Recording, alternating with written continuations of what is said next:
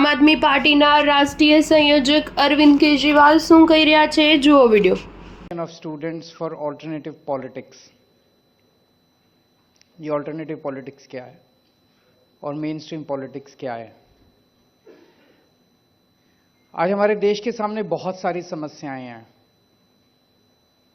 किसी भी देश के सामने किसी भी वक्त समस्याएं तो होती हैं, लेकिन जिस किस्म की समस्याएं आज हमारे देश के सामने हैं, बेसिक समस्याएं हैं. खाने को नहीं है, पढ़ाई नहीं है, कोई बीमार हो जाए तो इलाज नहीं है.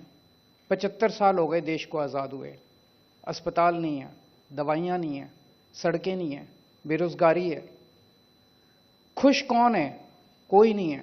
स्टूडेंट्स दुखी हैं, महिलाएं दुखी हैं, व्यापारी दुखी हैं, इंडस्ट्री का बुरा हाल है, चारों तरफ बुरा हाल है. और क्यों? उन सारे समस्याओं की जड़ एक ही है, और वो है आज की राजनीति, जिसे हम मेन स्ट्रीम पॉलिटिक्स कहते हैं. ये कांग्रेस, बीजेपी और दूसरी पार्टियों की जो राजनीति है, जो 75 साल से चली आ रही है, जो एक ही ढर्रे पे चली आ रही है, जिसे हम मेन स्ट्रीम पॉलिटिक्स कहते हैं. ये मेन स्ट्रीम पॉलिटिक्स जो 75 साल से चली आ रही है, ये आज हमारे देश की सभी समस्याओं की जड़ है. अभी किसी वक्ता ने बिल्कुल सही कहा कि हमारी जिंदगी के हर मुद्दे को राजनीति टच करती है.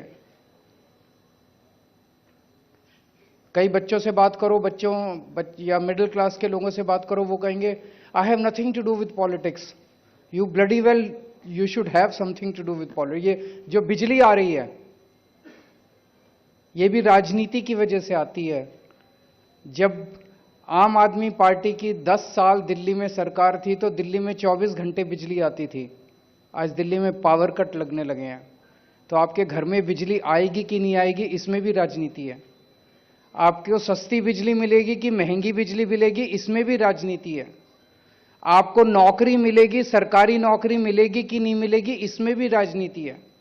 आपको प्राइवेट नौकरी मिलेगी कि नहीं मिलेगी, इसमें हर छोटी से छोटी और बड़ी से बड़ी चीज में राजनीति है.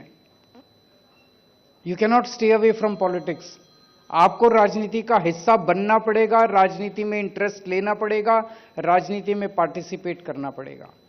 और आज जिस ढर्रे की राजनीति चल रही है, 75 साल से हमारे देश में चल रही है, इसको मेन स्ट्रीम पॉलिटिक्स कहते हैं. और यही आज की मेन स्ट्रीम पॉलिटिक्स हमारे देश की सभी समस्याओं की जड़ है. आम आदमी पार्टी ने 10 साल दिल्ली में राज किया, और अब पंजाब में हमारी सरकार है. दिल्ली में जिस तरह का काम हमने किया और जिस तरह की राजनीति हमने की, उसे ऑल्टरनेटिव पॉलिटिक्स कहते हैं. हम कहते हैं स्कूल बनने चाहिए, ये लोग कहते हैं अच्छे स्कूल नहीं होने चाहिए. हम कहते हैं लोगों को अच्छा इलाज मिलना चाहिए. हमने शानदार स्कूल बनाए 10 साल में दिल्ली के अंदर. सरकारी स्कूल अच्छे कर दिए. 10 साल तक प्राइवेट स्कूलों को फीस नहीं बढ़ाने दी. सरकारी स्कूल इतने शानदार कर दिए. इनकी सरकार आई 3 महीने नहीं हुए अभी बीजेपी की सरकार आए हुए.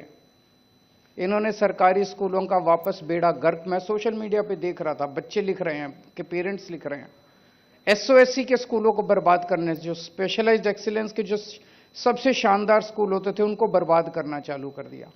क्यों? क्योंकि ये उनकी राजनीति का हिस्सा नहीं है. वो मेन स्ट्रीम पॉलिटिक्स जिसको कहते हैं, उसका हिस्सा नहीं है कि लोगों को अच्छी शिक्षा मिले.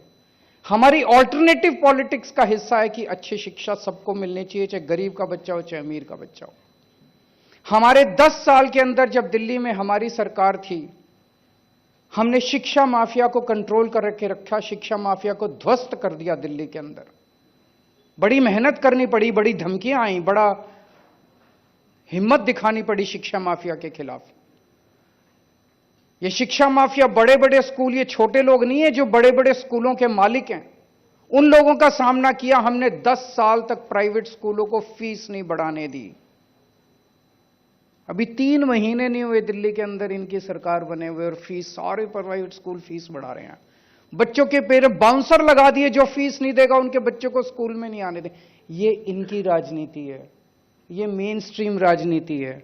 मेन स्ट्रीम राजनीति वो है जिसमें शिक्षा माफिया का राज होगा। मेन स्ट्रीम राजनीति वो है जिसमें शिक्षा माफिया आपके बच्चों को स्कूलों के अंदर नहीं घुसने देगा।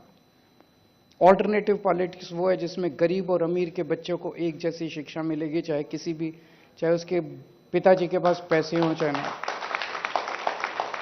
हमने 10 साल दिल्ली के अंदर 24 घंटे बिजली कर दी। ये ऑल्टरनेटिव पॉलिटिक्स है। इनकी सरकार आते ही दिल्ली में 3-3, 4-4 घंटे के पावर कट लगने लगे।